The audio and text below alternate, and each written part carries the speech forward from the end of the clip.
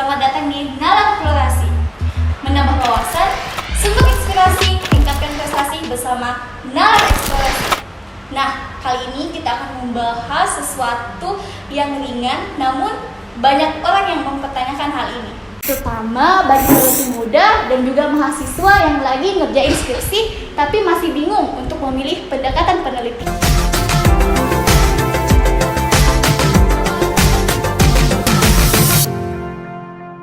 Nah, membahas mengenai penelitian, aku ada fakta nih kepada kalian mengenai kualitatif dan juga kuantitatif itu bukanlah metode. Tapi apa? Tapi kualitatif dan juga kuantitatif itu adalah pendekatan. Metodenya apa? Metodenya kalau di kualitatif itu misalnya case study, studi pustaka, etnografi, dan lain-lain. Kalau di kuantitatif yang mungkin sering kalian dengar yaitu ada eksperimen, korelasi, dan komparatif. Tekniknya apa? Tekniknya berupa teknik analisis data dan juga teknik pengumpulan data. Oke, kita kembali ke topik awal. Kira-kira mana nih yang lebih mudah antara penelitian kualitatif dan juga penelitian kuantitatif? Menurut kalian, mana yang lebih mudah? Penasaran? Yuk kita simak video ini. Nah, tapi sebelum itu, sebelum kita tahu yang mana kira-kira yang lebih mudah, kita perlu tahu dulu nih setiap definisi dari pendekatan ini. Penelitian kualitatif secara mendasar merupakan penelitian yang berfokus pada pemahaman cerita. Penelitian kualitatif melibatkan wawancara, observasi, dan juga analisis teks. Penelitian kualitatif biasanya dilakukan ketika ingin mengetahui bagaimana orang berpikir, bagaimana orang merasa, dan juga bagaimana satu fenomena itu terjadi. Sementara itu, penelitian kuantitatif merupakan penelitian yang berfokus pada analisis dan juga teknik pengumpulan data berupa angka. Penelitian kuantitatif biasanya ingin mengetahui tentang korelasi, tentang perbandingan dari variabel satu dan juga variabel lainnya, komparasi, perbedaan dari variabel satu dan juga variabel lainnya yang ingin diteliti, objek yang ingin diteliti, dan juga eksperimen mengenai variabel atau objek yang ingin diteliti. Nah, kalau dari segi teknik pengumpulan datanya bagaimana? Kalau kualitatif menggunakan metode wawancara, observasi, dan juga dokumen seperti yang udah aku jelasin di awal. Sedangkan kuantitatif menggunakan metode survei, eksperimen, analisis data sekunder, dan juga observasi sistematis. Masih belum kelihatan? Oke, next.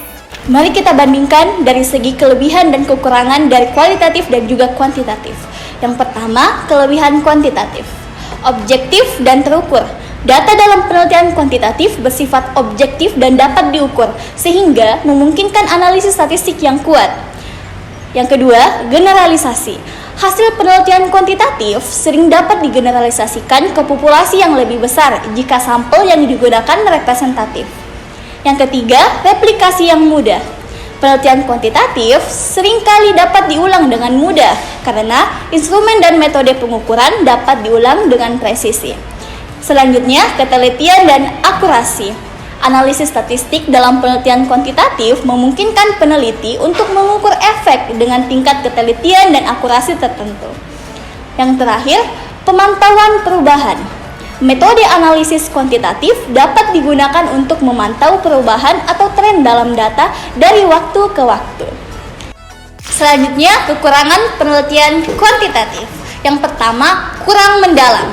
Penelitian kuantitatif cenderung kurang mendalam dalam memahami konteks, makna, dan pandangan subjek. Yang kedua, terbatas dalam menjelaskan variabilitas.